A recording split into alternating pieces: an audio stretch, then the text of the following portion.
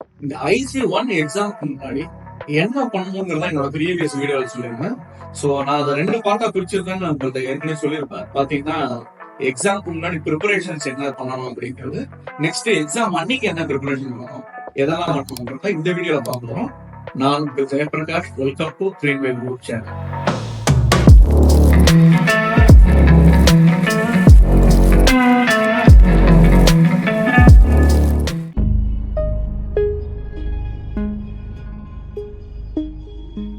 இந்த எக்ஸாம்ல நீங்க ஃபர்ஸ்ட் ஸ்டெப் 1 என்ன அப்படின்னா டைம் மேனேஜ்மெண்ட்.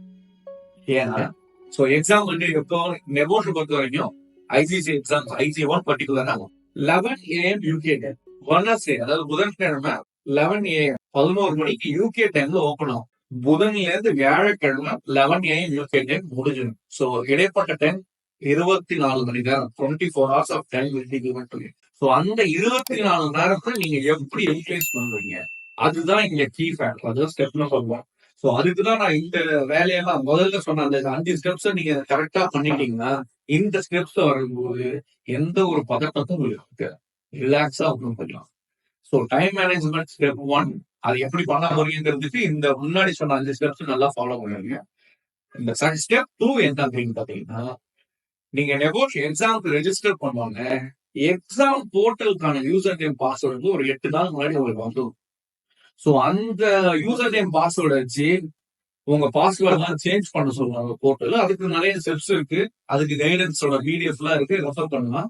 சோ நீங்க என்ன பண்ணணும், ஸ்டெப் 2 டைம் மேனேஜ்மெண்ட் பண்ண அடுத்த செகண்ட் எக்ஸாம் போர்ட்டல் 1 நாள் இல்ல 2 நாள் முன்னாடி ஓபன் பண்ணி போர்ட்டல் ஒழுங்கா ஒர்க் ஆகுதா இல்லையா. அதாவது ஒரு இன்டர்நெட் இருக்கும், ஒரு கம்ப்யூட்டர் இருக்கும். இந்த கம்ப்யூட்டருக்கு கம்பெனில கொடுத்துருக்காங்கன்னா சில வெப்சைட் ஓபன் ஆகாது. சரி, ஒரு இன்டர்நெட் சோர்ஸ் இருக்கு, அந்த இன்டர்நெட் சோர்ஸ்ல ஃபயர் வால் சில பேஜஸ் தான் ஓபன் ஆகாது இன்டர்நெட்ல இருக்கிறது. சோ இதெல்லாம் நீங்க எக்ஸாமுக்கு முதல் நாள் இல்ல 2 நாள் முன்னாடி செக் பண்ணிக்கணும். சோ எந்த டிவைஸ்ல நீங்க எக்ஸாம் எழுத போறீங்க, இந்த லேப்டாப்ல நான் பண்ண போறேன்னா இந்த லேப்டாப்ல இந்த எக்ஸாம் போர்ட்டல்ல இருக்கிற லிங்க் ஒர்க் ஆகுதா இல்லையா, எக்ஸாம் போர்ட்டல் ஓபன் பண்ணி நான் 2 நாள் முன்னாடி பார்த்தோம். சப்போஸ் இந்த போர்ட்டல் ஒர்க் ஆகல இந்த லேப்டாப்னா நான் வேற ஒரு லேப்டாப் வச்சு டெஸ்ட் பண்ணிடணும்.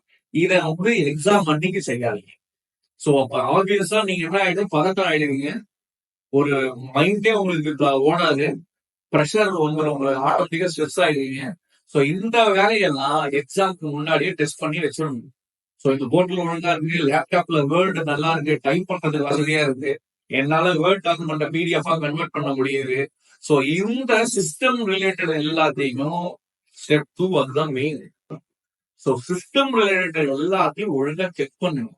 சோ அப்பதான் டைம் மேனேஜ்மெண்ட் ஒழுங்கா பண்ண முடியும்.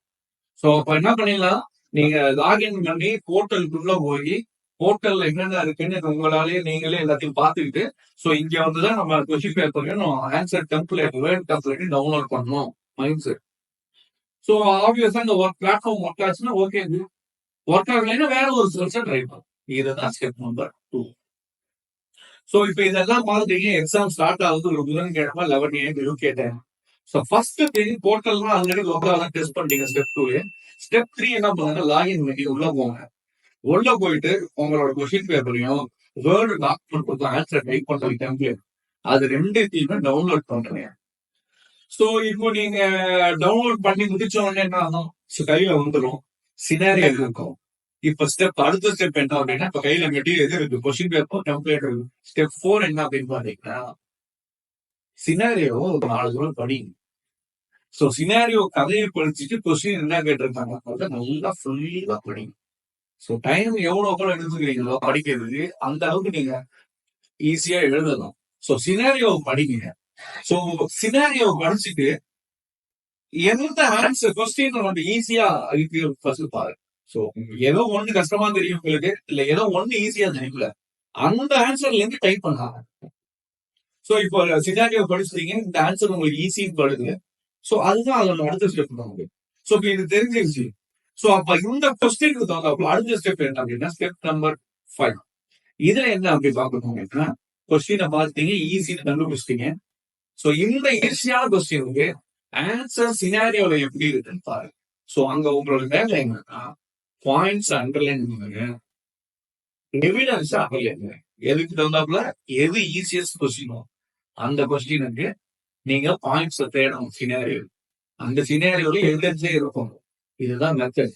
சோ ஆப்வியஸா இந்த ஸ்டெப்ல நீங்க பார்க்க வேண்டியது என்னன்னா, எதெல்லாம் பாயிண்ட்ஸ் முக்கியமான பாயிண்ட்ஸ், அதான எவிடன்ஸ் அந்த சினாரியோல என்ன கொடுத்துருங்க. ஏன்னா நீங்க மோக் எக்ஸாம்ல நீங்க எல்லாமே ட்ரெயின் ஆகிருப்பீங்க. இப்ப இது ஈஸியா இருக்கு. சோ அடுத்த ஸ்டெப் என்ன அப்படின்னா, ஒரு குறிப்பிட்ட டைம் பீரியட்குள்ள இதை எழுதணும், டைப் பண்ணணும். சோ அந்த மெத்தட் என்ன அப்படின்னு பாத்தீங்கன்னா, PEE, பாயிண்ட் எவிடன்ஸ் எக்ஸ்பிளனேஷன். இந்த கான்செப்ட் படி ஆன்சரை டைப் பண்ணுங்க. ஆல்ரெடி போன ஸ்டெப்ல என்ன பண்ணிட்டீங்க, பாயிண்ட்ஸ் அண்டர்லைன் பண்ணிட்டீங்க, எவிடன்ஸ் அண்டர்லைன் பண்ணிட்டீங்க. அடுத்த ஸ்டெப்புக்கு வரப்போ பாயிண்ட்ஸ் எவிடன்ஸ் எக்ஸ்பிளனேஷன். சோ இந்த டீடைல் ஆன்சரை டைப் பண்ணுங்க. சோ இந்த பிரின்சிபல் நீங்க ஃபாலோ தப்பு இல்லை. சோ அப்புறம் நீங்க என்ன செய்யலாம் அப்படின்னா, அந்த சினாரியோ நல்லா படிச்சுட்டு ஒரு கொஸ்டின் ஆன்சர் பண்றீங்க. அப்ப அடுத்த ஸ்டெப் என்ன அப்படின்னா, மறுபடியும் எந்த கொஸ்டின் அப்பியர் ஆகணும். ஒரு ஈஸி கொஸ்டின் சொல்லிட்டீங்க. அடுத்த ஈஸி கொஸ்டின் இல்ல அதோட கொஞ்சம் கஷ்டமா இருக்குது அப்படி உங்களுக்கு எது ஈஸின்னு படுதோ அதை முடிச்சுட்டு ஒன்னொன்னா முடிக்கிறது. எடுத்தோடனே நான் ஃபர்ஸ்ட் இயர் தான் ஆன்சர் பண்ணணும்னு அவசியமே இல்லை. ஏன்னா வேர்ட் கம்ப்ளைண்ட் இருக்கும், சின்ன பாக்ஸ் கொடுத்துருப்பாங்க. எது நீங்க ஈஸின்னு நினைக்கிறீங்களோ அங்கேயே டைப் தான். ஸோ டைப் பண்ணிட்டே போவாங்க. ஸோ ஒரு கான்ஃபிடன்ஸ் கிடைக்கும். அந்த கான்ஃபிடன்ஸ் அடுத்த கொஸ்டின் போங்க. இதே கான்செப்ட் தான். பாயிண்ட நோட் பண்ணுங்க, எவிடன்ஸ் நோட் பண்ணுங்க. ஸோ எக்ஸ்பிளனேஷன் நீங்க டைப் பண்ணுங்க. ஸோ ரெக்கமெண்டட்னு ஒரு கான்செப்ட் இருக்கு. அதாவது எபோஸ் வந்து ரெக்கமெண்டட் வேர்ட் கவுண்ட் பாத்தீங்கன்னா 3000. ஸோ உங்களோட எல்லா ஆன்சரும் அந்த 3000 வேர்ட்ஸ்குள்ள வரும். நீங்க என்ன ட்ரை பண்ணணும் அப்படின்னா, அடுத்த ஸ்டெப்ல இந்த ஸ்டெப்ல என்ன பாயிண்ட் அப்படின்னு பாத்தீங்கன்னா, எவ்வளவு மார்க்கோ அதை விட ஒரு 4-5 பாயிண்ட்ஸ் சேர்த்து டைப் பண்ணலாம். சோ 10 மார்க் அதனால 10 கொஸ்டின் தான் டைப் பண்ணணும் நினைக்காது. மேபி அது கூட தப்பா இருக்கலாம், ஏதாவது ஒண்ணு இருக்கு. சோ அப்போ எக்ஸ்ட்ராவா 2-3 நீங்க கொடுத்தீங்கன்னா இதுல ஏதாவது கரெக்ட் ஆன்சர் அந்த 10 மார்க் உங்களுக்கு அலாட். சோ 10 கரெக்ட் ஆன்சருக்கு 10 மார்க் இருக்கும். சோ அதுதான் எக்ஸாக்டா 10 பாயிண்ட் தான் டைப் பண்ணணும் கிடையாது. 2 எக்ஸ்ட்ராவா பண்றது. இதுதான் மெயின் திங். சோ இந்த ஸ்டெப்ஸ் எல்லாம் முடிச்சதுக்கு அப்புறம் நீங்க இந்த வேர்ட் டாக்குமெண்ட் எல்லாமே PDF கன்வெர்ட் பண்ணணும். கன்வெர்ட் பண்ணிட்டு உடனே போயிட்டு அப்லோட் பண்ணுங்க. டைம் எவ்வளவு மிச்சம் இருக்குன்னு பாருங்க. கொஞ்சம் ரெஸ்ட் எடுத்துங்க. ஒவ்வொரு ஆன்சர் பண்ணும் போது ரெஸ்ட் எடுத்துங்க. ரெஸ்ட் பண்ணிட்டு நம்ம கொடுத்துருக்கிற ஆன்சர் ரைட்டா தப்பான்னு கொஞ்சம் ரிலாக்ஸ் ஆயிட்டு யோசிங்க. நம்ம எல்லாத்தையும் டைப் பண்ணிட்டோம் உடனே போய் கொடுத்துருவோங்கிற மாதிரி பார்க்கலாம். ஏன்னா சின்ன சேஞ்சஸ் ஏதாவது பண்ணணும்னு ஆசைப்படுவீங்க. சோ அதனால நீங்க அப்லோட் பண்ணாம, ஏன்னா உங்களுக்கு குறிப்பிட்ட டைம் பீரியட் இருக்கும். ஒரு 3 வாரம் 4 வாரம் கேப் வருவோம். சோ அதுல ஏதாவது இம்ப்ரூவ்மெண்ட் பண்ண முடியுமான்னு பாருங்க. நீங்க கொடுத்த ஆன்சர் ரைட்டா தப்பா கொஞ்சம் யோசிச்சு ரிலாக்ஸ் மைண்ட்ல யோசிக்கும் போது நமக்கு ஒரு 4-5 பாயிண்ட் எக்ஸ்ட்ரா கிடையாது. வேற எங்க எக்ஸ்ட்ரா பாயிண்ட் ஆட் பண்ணலாமா, ஏதோ இந்த பாயிண்ட் தப்பா இருக்கு அப்படிங்கிறத எப்ப நீங்க டிசைட் பண்ணுவீங்க? இப்போ ஃபார் எக்ஸாம்பிள் 11 AM ஆரம்பிக்குது. நம்ம இந்தியன் டைம்க்கு இப்ப நடக்கிற எக்ஸாம்னா 4:30. கொஞ்சம் மார்ச்சுக்கு அப்புறம் பாத்தீங்கன்னா 3:30 ஆயிடும். சோ மார்ச் வரைக்கும் 4:30 எக்ஸாம் ஸ்டார்ட் ஆகுது. சோ நீங்க கொஸ்டின் பேப்பர் டவுன்லோட் பண்ணி நைட் ஃபுல்லா எழுதிருப்பீங்க. உடனே நைட்டோட நைட்டா அப்லோட் பண்ணணும்னு அவசியமே இல்லை. கொஞ்சம் டைம் எடுக்கும். காலையில எழுந்துருங்க, தூங்கி எடுத்தோம்னா நாளை கொஞ்சம் ஃப்ரெஷ்ஷா இருக்கும் மைண்டு. சோ நமக்கு ஏதோ ஒரு பாயிண்ட் விட்டுட்டோம்னு தோணும், இல்ல இந்த பாயிண்ட் தப்புன்னு தோணும். சோ அந்த டைம் பீரியட்ல திருப்பி எடிட் பண்ணி, ஏன்னா இப்ப நீங்க காலைல நல்லா பாத்தீங்கன்னா ஒரு 10 மணி டைம்ல கொஞ்சம் ஃப்ரெஷ்ஷா இருக்கீங்க அப்படின்னா தூங்கி எழுந்து ஃப்ரெஷ் ஆயிடுவீங்க. சோ இந்த பாயிண்ட் எழுதாங்கிற கான்செப்ட் மண்டையில ஓடிட்டு இருக்கும். 10 மணிக்கு உட்காருங்க, எடிட் பண்ணுங்க. ஏன்னா 4:30 வரைக்கும் டைம் இருக்கு. வேலைக்காக புதன்கிழமை வேலைக்கிழமை வரைக்கும் நீங்க வரலாம். கடைசி நேரத்துக்கு தான் போக வேண்டாம். ஏன்னா அந்த நேரத்துல போயிட்டு எதாவது எடிட் பண்றது அப்படி குழப்பம் வரும். சோ ஒரு 2 நாள் 3 நாள் கேப் விட்டுங்க ஃபைனல் டைமுக்கு. அதுக்கு முன்னாடி இந்த கரெக்ஷன்ஸ் எல்லாம் பண்ணிட்டு பேப்பர் அப்லோட் பண்ணிக்கலாம். சோ இந்த ஸ்டெப்ஸ் எல்லாம் நீங்க ஃபாலோ பண்ணீங்கன்னாலே நல்ல மார்க்ஸ், டிஸ்டிங்ஷன்ல மார்க்லாம் ஆகலாம். ஏன்னா உங்களை வந்து நீங்க இந்த ஸ்டெப்ஸ்ல பிஃபோர் எக்ஸாமே நல்லா ட்ரெயின் ஆயிடுவீங்க. ஆன் த எக்ஸாம் டே பாத்தீங்கன்னா உங்கள்ட்ட மெட்டீரியல் சோர்ஸ் இருக்கும். சோ இப்போ நீங்க என்ன பிரின்சிபல் ஃபாலோ பண்ண சொன்னா இந்த PE பிரின்சிபல் ஃபாலோ பண்ணணும்னு சொல்லிட்டேன். ஃபாலோ பண்ணிட்டு டைம் மேனேஜ்மெண்ட் கரெக்டா வச்சுங்க. எக்ஸாம் முடியறதுக்கு ஒரு 2 நாளுக்கு முன்னாடி எல்லா வேலையும் செஞ்சு முடிச்சுட்டு அப்லோட் பண்ணும். தப்பே கிடையாது. சரிங்களா? சோ இந்த வீடியோ உங்களுக்கு பிடிச்சிருந்தா மறக்காம லைக் பண்ணுங்க, ஷேர் பண்ணுங்க, கமெண்ட் பண்ணுங்க. மறக்காம பெல் ஐகானை கிளிக் பண்ணுங்க. மறக்காம சப்ஸ்கிரைப் பண்ணுங்க. தேங்க்யூ.